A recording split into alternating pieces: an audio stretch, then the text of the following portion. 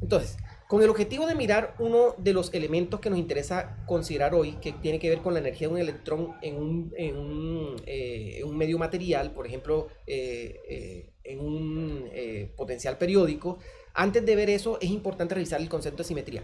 Miren un caso que ustedes han resuelto muchas veces.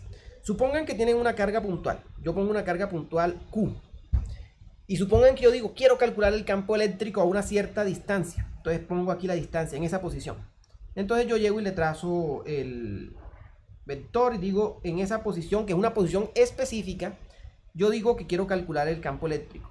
Y ese campo eléctrico es fácil de calcular. Ustedes ya dicen, ah, bueno, pero eso lo calculo siguiendo simplemente, pues, la ley de Coulomb y no tiene ningún misterio. Eso básicamente sería la carga sobre 4pi epsilon sub 0, la posición menos la posición del sistema de referencia que utilice, ¿sí?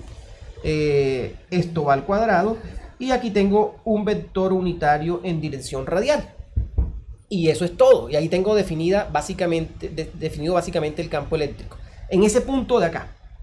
Ahora yo la pregunta que me hago es, bueno, ¿y cómo sería el campo eléctrico correspondiente para una esfera que pase por ese lado? ¿Cómo sería el campo eléctrico en todos los puntos de esa esfera concéntrica a la partícula, en todos estos puntos de acá? Entonces nosotros decimos, pues eso es muy fácil, ¿no ves que esa esfera es concéntrica a la... Bueno, aquí no me quedó tan concéntrica, vamos a centrarla un poquito. Bueno, aquí permítanme hacer unos pequeños ajustecitos como para que no se vea tan chueco, ¿no? Listo. Entonces yo quiero saber cuánto es el campo eléctrico en todos los valores de la esfera. Ustedes dicen, ah, pues es el mismo. Y la respuesta que me dan es por simetría. ¿Por qué por simetría? Y esa es la pregunta que tenemos nosotros que hacernos. Cuando nosotros definimos simetría, necesariamente, absolutamente necesariamente, tenemos que definir una operación de simetría asociada a esa tal simetría. En este caso, una partícula en el espacio libre, donde no hay más partículas, tiene simetría esférica. Es decir, que hay infinitos ejes que atraviesan la partícula, que pasan por la partícula, alrededor de los cuales es simétrica la partícula. Es decir, que si yo hago infinitesimales rotaciones, cualquier rotación de cualquier ángulo, infinitesimal o no infinitesimal, alrededor de ese eje de rotación, la partícula queda invariante. Y si la partícula queda invariante, las propiedades físicas, si la partícula es la misma después de rotarla que antes de rotarla, eso no cambia la física del problema. Y si no cambia la física del problema, entonces yo puedo decir, bueno, yo calculé el campo eléctrico aquí y me dio este vectorcito azul, pero si yo lo roto y ahora lo estoy colocando, por ejemplo, acá lo roté un cierto ángulo teta, entonces al rotarlo yo debo rotar también esa propiedad que acabo de calcular, que es el campo eléctrico.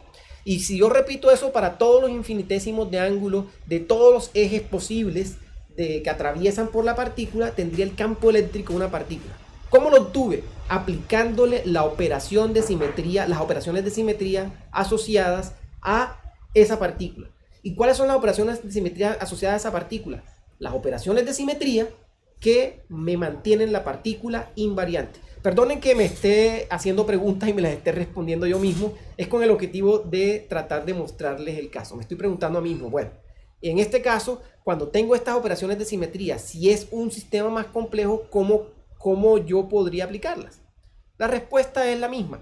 Tú determinas cuáles son las operaciones que mantienen el sistema invariante y esas operaciones que te mantienen el sistema invariante van a ser aplicables a todas las propiedades físicas del sistema. Entonces, este concepto de simetría y esto que acabamos de hacer que se llama simetrización es lo que vamos a utilizar a continuación.